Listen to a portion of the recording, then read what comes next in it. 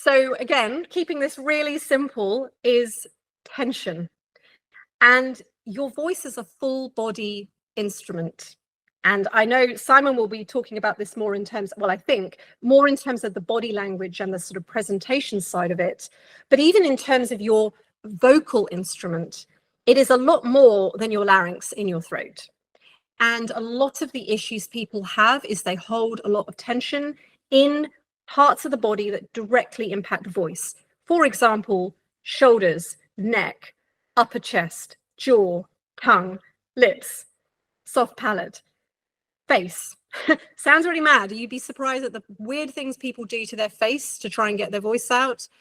So this is really important, because if there's an unnecessary tension in your vocal instrument, and by that I mean the body, then it's going to impact your voice. As eminent voice coach Kristen Linklater said, tension murders vibration. So we want to try and be as relaxed as possible. We want the body to be as soft and released as possible when we are using our voice. Now, obviously, on some level, healthy muscle function requires a contraction and release of muscles. That's just a normal function. But what I'm talking about here is chronic tension, chronic holding, chronic clamping down. And that's the bit that is unconscious a lot of the time, because people don't even know that they're doing it. So really, really common examples, jaw tension, like the jaw is just clamped down.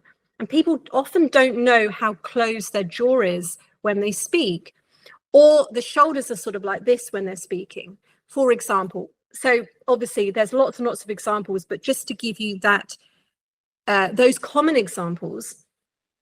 But also in terms of the voice itself, there are 18 muscles in and around the larynx, the voice box, that are required for powerful speaking. It's amazing anyone can actually speak, to be honest, because this is for speech. And it's amazing that there's so much going on when we speak that we take for granted. And a lot of it's unconscious, which is why the mind is so important. So if you think about that, then there's all this opportunity for this chronic tension to impact the voice. So really, really important. So start to notice in your own voice. And if you're physically not aware of this, just start to look at yourself when you speak. Do you move your lips? Does your jaw open? Are you like this when you speak? Are you tensing your hands? There's a hand-voice connection as well. So it really kind of goes on, and I'm afraid.